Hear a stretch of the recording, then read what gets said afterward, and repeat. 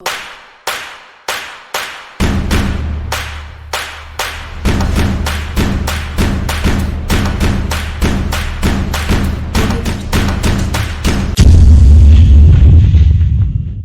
kuliah pertanian emangnya mau jadi apa? Mau jadi petani gitu, guys. Jadi makmur banget. Jadi mahasiswa peternakan pertanian itu nggak rugi, guys. Ya kalau misalkan kita jijik, kita nggak bakal bisa langsung mengenal alam dengan baik gitu. Bahasanya halus banget ya. Halo teman-teman semuanya, kembali lagi bersama saya Rio Hilmawan Bagas Diasporo di channel Rio Bagas. Oke, kembali lagi di seputar pembahasan perkuliahan di Indonesia. Nah, untuk kesempatan kali ini kita tuh mau membahas mengenai mitos dan fakta jurusan pertanian. Kan sebelumnya tuh kita berdua nih udah pernah bahas seputar jurusan pertanian secara mendetail tentang jurusan tersebut gitu, mulai dari yang dipelajari apa, terus juga kayak pendalamannya itu gimana, praktikum dan lain-lain sebagainya. Kalian bisa tonton untuk video tersebut di sini gitu. Dan untuk kesempatan kali ini kita akan membahas tentang mitos dan faktanya, yaitu bersama Mbak Pipit. Oke, halo Mbak Pipit, gimana kabarnya nih? Halo Bagas dan teman-teman semuanya, alhamdulillah kabarku baik. Kabar kamu gimana, guys? Alhamdulillah baik. Oke, BTW sebelum dimulai ini kita ucapkan selamat nih Mbak Pipit atas sidangnya, atas kelulusannya. Semoga bisa sukses lanjut ke proses selanjutnya dan akan mendapatkan titel di namanya gitu dan bermanfaat. Amin. Terima kasih banyak, guys. Masih panjang sih perjalanannya. Oke. Nah, mungkin kita langsung aja nih ke beberapa pembahasan topik-topik menarik ini tentang jurusan ini. Jadi kayak banyak banget teman-teman itu masih bingung tentang jurusan ini dan banyak banget juga kayak informasi simpang siur gitu, dan kita hadirkan pemateri yang mana ini tuh udah selesai nih, hampir selesai gitu. Jadi ya pengalamannya tidak perlu diragukan lagi nih teman-teman. Jadi langsung aja gitu. Dan untuk pembahasan yang pertama nih Mbak Pipit, ada pernyataan yaitu jurusan kuliah di fakultas pertanian itu ada banyak. Bener nggak sih? Bener banget, guys. Jadi jurusan di fakultas pertanian itu terbagi-bagi lagi nih, khususnya di Undip ya, karena aku kuliah di Undip. Jadi di kita itu namanya Fakultas Peternakan dan Pertanian. Kita ada 4 jurusan. Yang pertama ada S1 Agroekoteknologi, kemudian ada Agribisnis, terus ada Teknologi Pangan, dan ada Peternakan. Mungkin penjelasannya bisa ditonton di video pertama nggak sih? Kita kan udah sempat ngulik-ngulik banyak ya tentang Fakultas Peternakan dan Pertanian ini gitu. Kemudian mungkin di fakultas lain juga banyak nih, fakultas lain dan univ lain, kayak misalnya ada agronomi, kemudian ada kehutanan, ada ilmu tanah, dan pastinya masih banyak lagi. Oke, jadi memang ini fakta ya, jadi memang banyak banget jurusan di Fakultas Pertanian ini gitu. Nah, terus ngomong-ngomong nih ya Mbak, ada banyak banget nih kayak perkataan sinis tentang jurusan pertanian gitu. Mesti selalu dilayangkan kepada mahasiswa-mahasiswanya nih, kayak misal kuliah pertanian mau jadi apa, mau jadi petani. Itu benar banget nggak sih Mbak? Sering banget ditanya kayak gitu. Bener banget. Kadang stigma masyarakat ya guys, kita kan nggak bisa ngontrol nih mulut masyarakat harus gimana gitu. Tapi selama aku kuliah di pertanian pasti banyak banget, bahkan dari teman-teman aku sendiri gitu loh, kayak tanya, kamu kuliah pertanian emangnya mau jadi apa, mau jadi petani gitu. Nah, pandangan dari mereka itu ya setelah lulus dari jurusan pertanian, mereka jadi petani di lahannya masing-masing gitu. Padahal prospek kerja di dunia pertanian itu masih banyak sekali gitu, dan itu perlu kita kaji ulang, dan yang susah itu emang mengubah stigma masyarakat itu sih. Gitu sih guys.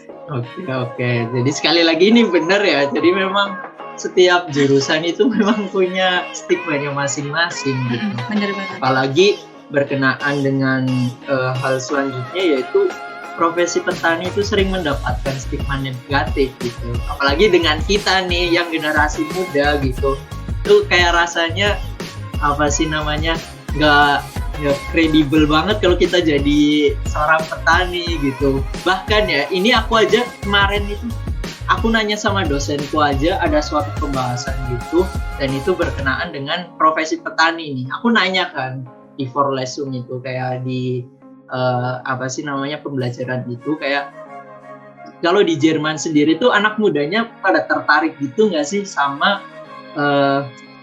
pekerjaan pertanian ini gitu. Ya sama di sini pun anak mudanya pada nggak tertarik gitu sama pertanian gitu. Jadi ya memang kurang lebih stigma akan pertanian ini masih miring gitu untuk generasi ini. Kalau kata Mbak gimana? Nah, bener sih. Dari aku juga setuju banget sama yang Bagas ngomong kalau misalkan peminat pemuda, kita baca aja di Indonesia ya, peminat pemuda di Indonesia itu emang sedikit banget yang pengen jadi petani gitu. Padahal nih guys, kalau misalkan kita menerapkan ilmu nih, mahasiswa pertanian kan banyak nih, kalau kita semuanya menerapkan ilmu di perkuliahan, terus kita aplikasikan ke lahan, itu benar-benar bisa menjanjikan gitu. Soalnya mindset anak muda sekarang, emangnya pekerja petani itu bisa memenuhi kebutuhan gitu kan.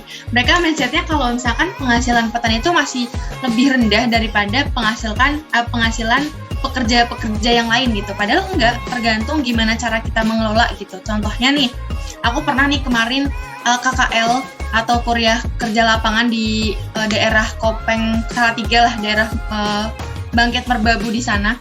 Nah di sana itu petaninya itu ada kelompok tani yang mengelola 100 lebih komoditas pangan dan itu berbasis pertanian organik. Jadi mereka nggak pakai pestisida kimia, pokoknya mereka menjauhi bahan-bahan kimia lah di sana.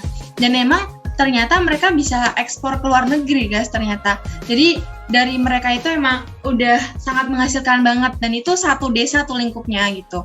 Bayangkan kalau misalkan kita bisa nyontoh ya, paling nggak mencontoh dari sana dan kita kembangin lagi, itu pasti prospek kerjanya bahkan bisa lebih luas lagi gitu. Dan di sana pun jadi pertanian organik itu kan emang harganya lebih mahal gitu ya guys. Jadi di Indonesia emang ya yang mengkonsumsi pertanian organik ini bisa dibilang kaum menengah ke atas gitu. Makanya dari mereka berani untuk ekspor ke luar negeri, berani menjual brand mereka ke luar negeri, dan itu udah berjalan gitu. Dan itu kemarin sih dari cerita-cerita para kelompok tani di sana emang sangat menjanjikan sekali dan emang bisa menjamin keberlangsungan hidup keluarga di sana gitu. Nah, kalau misalkan kita bisa mengelola lahan yang kita punya, terus kita mungkin bisa menanam pertanian organik itu, kemudian kita juga bisa yang sempat kita obrolin di episode pertama ya, hidroponik itu juga sangat menjanjikan juga, dan masih banyak lagi nih pengelolaan budidaya tanaman yang emang bisa menjanjikan untuk keberlangsungan kehidupan kita. Nggak melulu soal menanam padi, nggak melulu soal menanam jagung, kayak gitu sih guys. Oke. Jadi memang perlu sekali ya adanya edukasi gitu tentang hal-hal seperti ini gitu. Jadi untuk bisa mengurangi setidaknya stigma-stigma negatif tentang jurusan pertanian gitu. Nah, terus ada lagi nih Mbak, ada pernyataan bahwa mahasiswa pertanian itu lebih sering atau banyak berinteraksi di luar ruangan gitu. Ini benar atau enggak? Banyak berinteraksi di luar ruangan, bisa dibilang fakta ya, tapi nggak sering banget gitu. Kadang kan kita kalau di agro sendiri itu emang lebih banyak praktikumnya. Hampir sebagian besar mata kuliah kita itu ada praktikumnya, dan praktikum mahasiswa agro kan kebanyakan budidaya tanaman ya. Jadi misal nih ada mata kuliah budidaya tanaman umbi, ya kita nanam umbi, terus perlakuan kita apa aja kayak gitu. Terus begitu juga dengan budidaya tanaman obat-obatan atau pemulihan tanaman, itu kita pernah mengkawinkan penyerbukan jagung, terus penyerbukan cabai, itu kan harus dilaksanakan di lahan ya. Jadi emang soft skill kita banyak dibutuhkan di lahan dan banyak kita temuin di lahan gitu. Kalau di kelas ya kita sekedar teori-teori aja gitu sih guys. Jadi fakta sih sebenarnya. Oke. Tapi kalau praktikum kayak gitu juga beberapa ada di laboratorium kayak gitu nggak Pak? Ya pastinya ada sih. Jadi kalau kita penelitian pun setelah kita membudidayakan, setelah panen dapat hasilnya, pasti kan kita perlu uji lanjutan nih, kayak misalnya analisis klorofil, kemudian juga ada mungkin luas daunnya seberapa gitu. Nah itu kan bisa kita temuin pakai alat-alat laboratorium gitu. Jadi praktikum tuh nggak melulu negatif teman-teman, kayak udah kita sekedar datang uji lab terus udah, nggak gitu. Jadi kita bisa menyerap ilmu dari praktikum itu untuk kebutuhan nanti pas waktu kita skripsian atau mungkin setelah kita lulus, setelah kita kerja itu bisa kita aplikasikan kayak gitu. Berarti saling berkesinambungan gitulah ya antara proses-proses gitu. Oke. Nah, terus gini nih Mbak, ada pernyataan lagi bahwa suasana kampus di pertanian ini tuh asri banget gitu. Nah, karena kalau di Undip sendiri kita ada yang namanya Agroteknopark nih guys. Nah, Agroteknopark itu kayak lahannya milik Fakultas Peternakan dan Pertanian. Di situ itu isinya ada binatang ternak kayak ayam, sadarusanya, terus juga ada sapi, ada kambing gitu. Nah, selain itu kita juga di sana banyak tanaman gitu, banyak tanaman budidaya yang emang di sana tuh banyak buah-buahan. Kita metik di sana tuh boleh gitu. Dengan langsung kita makan tuh boleh selagi kita mahasiswa FPP ya, mahasiswa Fakultas Peternakan Pertanian gitu. Terus di sana juga banyak greenhouse, kemudian lahan budidaya dari cutting-cutting kita yang lagi penelitian, kan boleh tuh penelitian di situ gitu. Nah, pastinya asri sih karena pohon-pohonnya juga rindang, kemudian banyak tanaman di sana. Pasti proses oksigennya juga berjalan dengan lancar kayak gitu. Oke, jadi memang benar banget gitu. Kalau aku juga pernah ya Mbak ke Undip yang mana di Fakultas Pertanian itu aku lihat tuh memang benar-benar rindang banget gitu dan adem banget gitu. Jadi ya memang enak banget gitu ya. Berarti kalau kita lapar gitu atau gimana gitu butuh bahan pangan, kita tinggal ngambil doang gitu ya. Bisa, kalau emang itu tanamannya udah berbuah bisa kita ambil gitu. Kayak misal nih cutting aku tuh ada yang penelitian tentang cabai gitu kan. Nah, kita tuh butuh cabai di kosan, kita boleh minta langsung petik aja gitu, nggak apa-apa. Nah, terus kita kan ada peternakan juga nih yang menghasilkan telur gitu ya. Nah, di situ kita boleh kayak ngambil telur di situ kayak gitu, guys. Jadi makmur banget. Jadi masa peternakan pertanian tuh nggak rugi, guys. Boleh banget cobain. Sembako terjamin. Yoi. Oke. Nah, terus juga ada pernyataan selanjutnya nih Mbak. Jadi kalau mahasiswa pertanian ini nggak melulu belajar tentang tanaman gitu, melainkan juga belajar mengenai serangga gitu, bener nggak nih? Serangga ya, bener banget cuy. Jadi itu fakta sih guys. Jadi dalam proses budidaya tanaman kita kan pasti nggak lepas dari yang namanya hama dan penyakit. Nah, serangga itu kan salah satu dari hama ya, insektisida. Nah, maksudnya itu bisa dibasmi pakai insektisida gitu, baik itu nabati maupun pakai yang kimia kayak gitu. Jadi pastinya kita ada yang namanya mata kuliah perlindungan tanaman. Nah, di mata kuliah perlindungan tanaman itu pas dulu praktikumnya aku disuruh nyari tanaman yang terkena hama gitu. Jadi bener-bener misalnya tanaman cabai yang tahu nggak sih yang daunnya berlubang-lubang, itu kan karena hama ulat itu. Nah, ulat daun ya. Nah, itu gimana cara membasminya, gimana cara pencegahannya itu juga kita pelajarin gitu. Biar nanti hasil produksi dari tanaman yang kita budidaya itu juga bisa menghasilkan produksi yang banyak kayak gitu. Oke. Nah, terus gini nih Mbak, ada yang menarik nih. Mahasiswa pertanian nggak boleh jijik. Fakta. Soalnya ya kalau misalkan kita jijik, kita nggak bakal bisa langsung mengenal alam dengan baik gitu. Rasanya halus banget ya.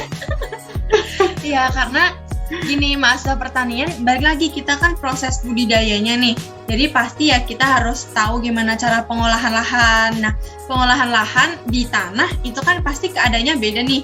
Ada yang emang tanahnya subur dan bagus, cantik lah pokoknya. Ada juga yang tanahnya terlalu subur saking banyaknya mikroorganisme kayak cacing, itu kan pasti juga banyak ya. Nah, kalau misalkan kita jijik, gimana cara kita menganalisis itu semua? Gitu loh.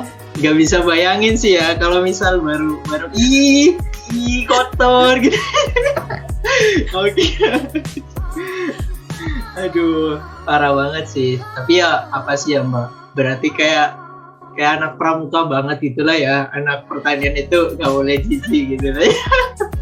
Kita kan alumni pramuka, guys. Oke. Jadi kalian anak pramuka, kalian bakal cocok banget sih di jurusan ini sih. Cocok banget sih, parah. Karena kita berbaur dengan alam sesuai dengan dasar dharma kedua. Apa, guys? Betul. Cinta alam dan kasih sayang sesama manusia. Yoi. Masih apa loh? Ya ampun.